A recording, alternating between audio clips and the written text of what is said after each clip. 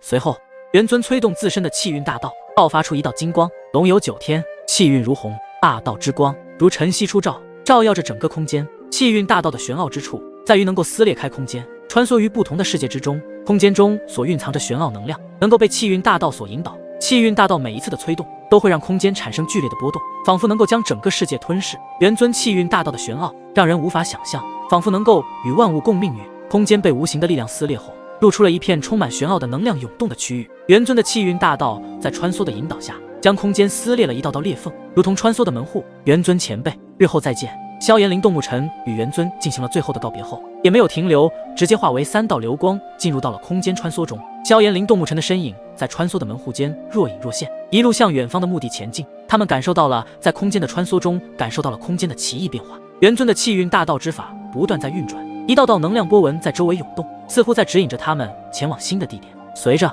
萧炎灵动木尘3人的离去，刚刚的空间穿梭也开始逐渐闭合，所有的能量和波动也渐渐消失。而元尊站在残破的天域虚空上，他的脸上写满了期待，心中充满了对萧炎灵动木尘的信任和希望，相信他们能够成为更加伟大的存在，日后在大宙中留下属于他们自己的印记。此刻，元尊再次打量了一下残破的天域后，其身体周围开始凝聚起一个玄奥的气团，气团中蕴含着强大的力量，仿佛能够撕裂一切。元尊的气运大道神力让整个空间都充满了他的气息，仿佛他就是这个空间的掌控者。随后，他的身影也随着玄奥气团的消散而消失。在离开萧炎灵动木尘以及元尊4人的离开后，与此同时，在神器联盟的一个神秘圣地，这里是只有高层人物才能有资格进入其中。神器联盟除了9域天神阁以及天域，则还有一个荣耀辉煌的圣地，那就是充满了神圣的气息的天都，也就是副盟主以及盟主的所在之地。当然，也有除了盟主、副盟主之外，还有其他高层人物身份的代表。高耸入云的一座巨大的雄伟金银色神殿矗立在云端之上，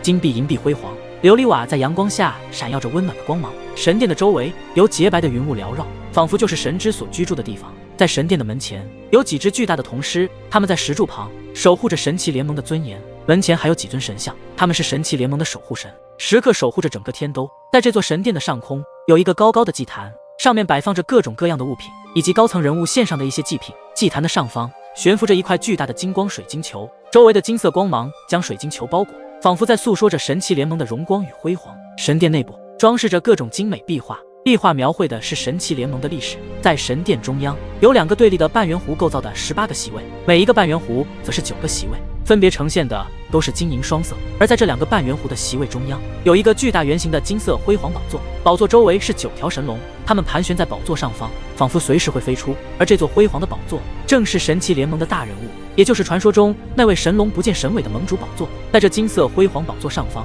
有一个巨大的圆形穹顶，穹顶上绘制着各种神奇的图腾，让人感到肃穆而庄严。而且这里已经汇聚了数位高层人物的代表，他们穿着华丽又奢华、更具有身份的战袍，手持各种神器，同样也是守护着神器联盟的安宁。神器联盟的那些高层人物坐在神殿的座位上，他们的座位分布有序，每一个座位都有其特殊的象征意义。他们严肃而庄重地坐在座位上，等待着紧急会议的召开。这些高层人物代表都是来自天都的9个神殿的9大神祭司，他们都拥有着天都赐予的神秘力量。在会议的现场，每个人的脸上都带着严肃的表情，有些已经到场的神祭司，他们讨论着神器联盟的重要事务，决定着联盟的未来。然而此时，在神殿的一处位置，一道厚重的红木门缓缓打开，一个身穿金银袍的男子站在门后，脸色严肃，目光如炬，仿佛能洞穿一切虚伪和谎言。从外到内都透露着一种不可侵犯的威严和庄严，让人不由自主地肃然起敬，心生畏惧。而他就是天都的9大神祭司之一的猴神祭司，他来到了神殿中金银双色半圆弧的偏中央一处席位坐了下来，